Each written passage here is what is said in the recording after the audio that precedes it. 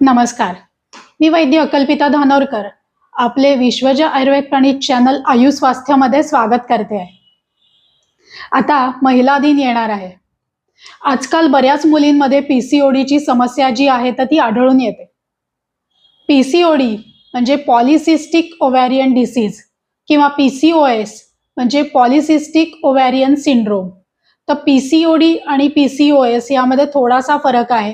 सामान्यपणे ते सारखेच आहेत, म्हणजे ज्या कारणांमुळे ते घडतं ती कारणं दोन्हींमध्ये साधारण सारखीच आहेत.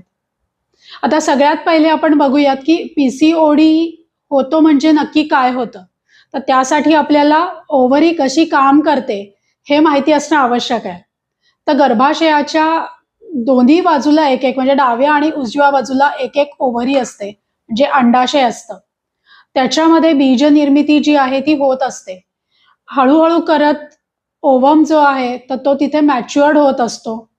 अंड जे आहे तर ते बनत असतं, ते मॅच्युअर्ड होतं साधारण पाळीच्या 12व्या ते 14व्या दिवशी आणि ते फुटतं, म्हणजे रप्चर होतं आणि त्यातून स्त्री बीज जे आहे तर ते बाहेर पडतं आणि गर्भाशयामध्ये जातं.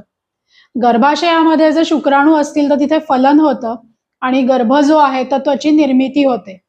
जर गर्भाची निर्मिती झाली नाही तर ते बीज आणि गर्भाशयाचं आवरण हे साधारण 28व्या दिवशी जे आहे तर ते रजोस्राव होऊन बाहेर निघून जातं. या पद्धतीने नॉर्मली जे आहे तर ते सायकल असतं. पण पीसीओडी मध्ये जे काय होतं की हे ओव्ह्युलेशनच होत नाही, म्हणजे अनओव्ह्युलेटरी सायकल तिथे निर्माण होतं. म्हणजे हे जे बीज बनत असतं तर ते एकदा डाव्या बाजूच्या ओव्हरीमध्ये म्हणजे एका बाजूच्या ओव्हरीमध्ये, पुढच्या महिन्यात दुसऱ्या बाजूच्या ओव्हरीमध्ये असं बनत असतं. तर पीसीओडी मध्ये हे मॅच्युअर्ड न होता ओव्हरीमध्येच ते सिस्ट या स्वरूपात राहतं. तर ते पूर्ण मॅच्युअर्ड न झाल्या कारणाने ते रप्चर होत नाही, त्यातून बीज जे आहे तर ते बाहेर येत नाही, तर ते सिस्ट या स्वरूपात ओव्हरीतच साचून राहतं. अशा पद्धतीने प्रत्येक महिन्याला एकदा एका ओव्हरीत एकदा एका ओव्हरीत करत ओव्हरीमध्ये या सिस्टची संख्या जी आहे ती वाढते आणि ओव्हरीचा आकार जो आहे तो पण वाढतो. पॉली म्हणजे अनेक, सिस्ट म्हणून त्याला पॉलिसिस्टिक ओव्हॅरियन डिसीज, म्हणजे ओव्हरीमध्ये हे सिस्ट साचतात म्हणून त्याला तसं म्हटलं जातं. तर आता हे पीसीओडी किंवा पीसीओएस जे आहे तर त्याच्यात काय फरक आहे.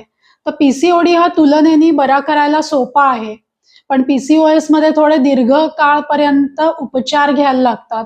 त्यामध्ये एंडोक्राईन सिस्टीमची इन्व्हॉल्वमेंट थोडी जास्त असते, हार्मोनल इम्बॅलन्स जास्त असतो.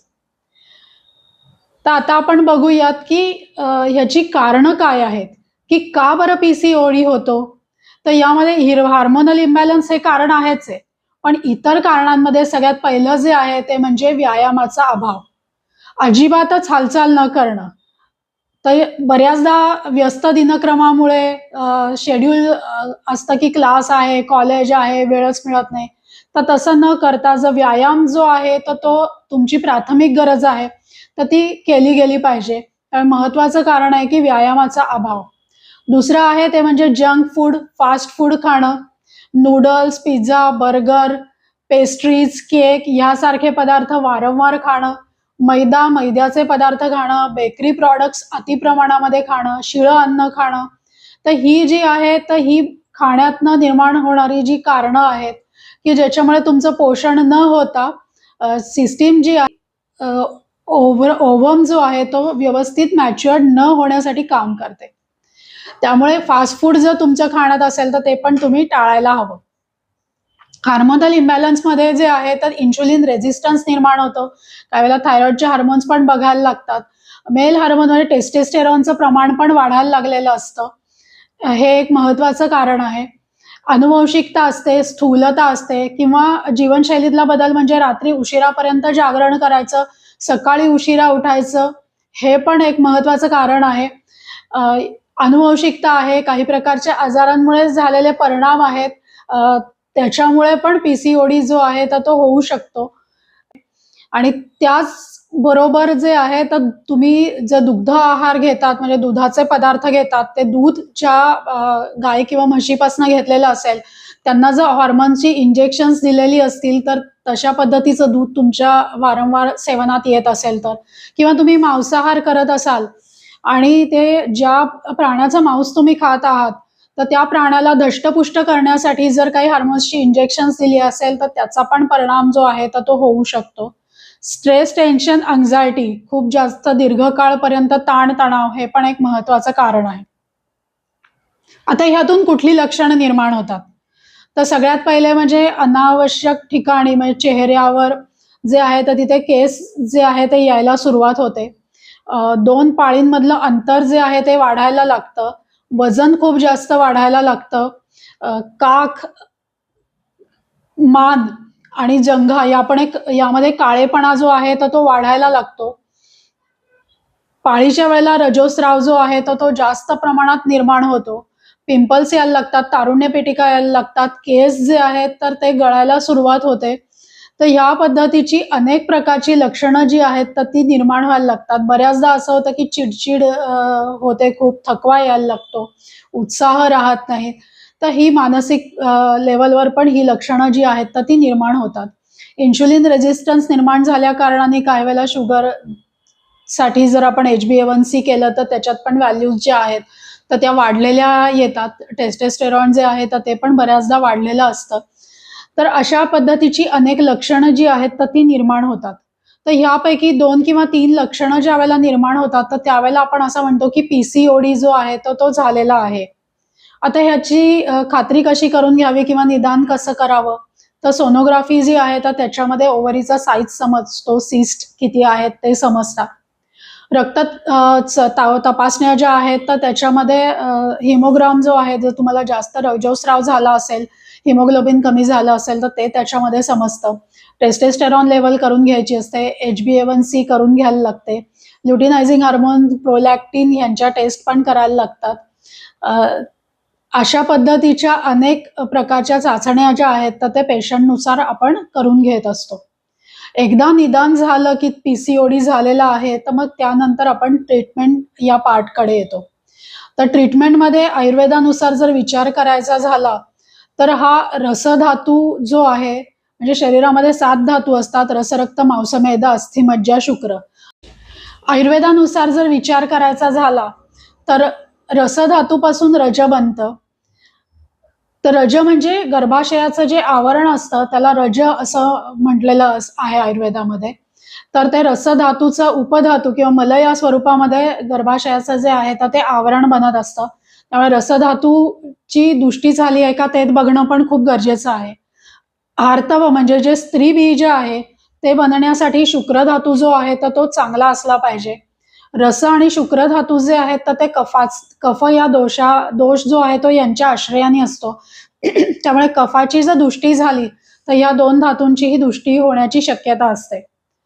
तसंच स्त्रीचं शरीर जे आहे तर ते उष्ण स्वरूपाचं किंवा आग्नेय तत्वाचं सांगितलं आहे. आर्तव जे आहे ते पण आग्नेय आहे, म्हणजे उष्ण आहे. त्यामुळे तिथे पित्त दोषाचा जो आहे तर तोही विचार करावा लागतो. गर्भ जर समजा गर्भाशयामध्ये असेल तर त्याला 9 महिनेपर्यंत धारण करणं आणि 9 महिने पूर्ण झाल्यानंतर त्या गर्भाचं बाहेर येणं हे अपान वायूचं कार्य सांगितलेलं आहे. जर गर्भ नसेल तिथे तर रजोस्राव होणं किंवा मलमूत्र विसर्जन हे जे आहे तर हे पण अपान वायूचं कार्य जे आहे ते सांगितलेलं आहे. त्यामुळे तिथे वातदोषाचा पण विचार जो आहे तो करावा लागतो.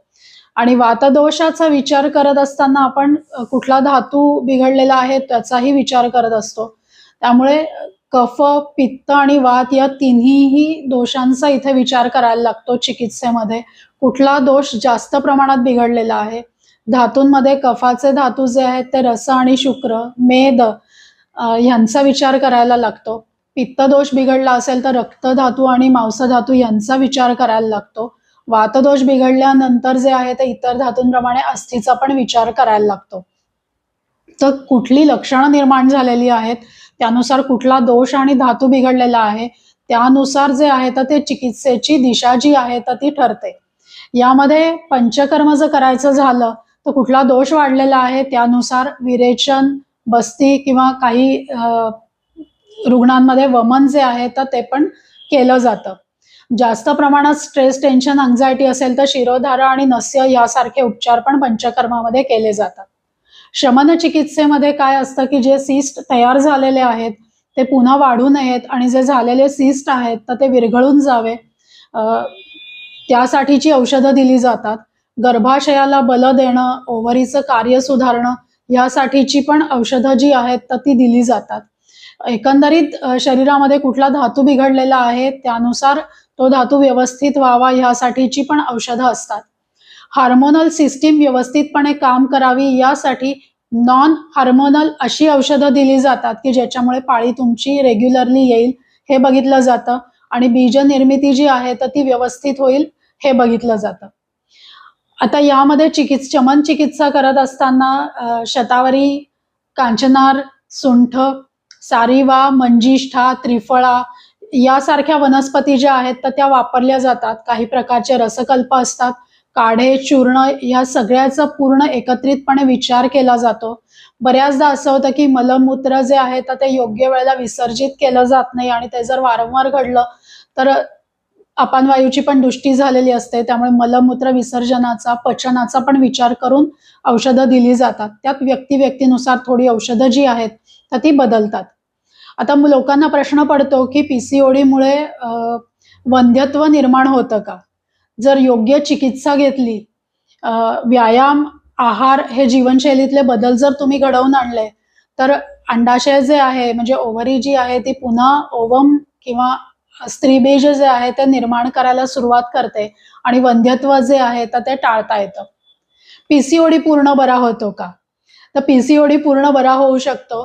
तुम्ही जीवनशैलीतले बदल जे आहेत तर ते घडवून आणले आणि योग्य उपचार घेतले आणि पुन्हा ओव्हरीनी तिचं कार्य सुरू केलं, तुमची पाळी रेग्युलर यायला लागली, ओव्ह्युलेशनच्या ऐवजी ओव्ह्युलेटरी सायकल्स यायला लागले, तुमचं ओव्हम जो आहे स्त्रीबीज निर्मिती सुरू व्हायला लागली तर तो बरा झाला असं समजायला काही हरकत नाही.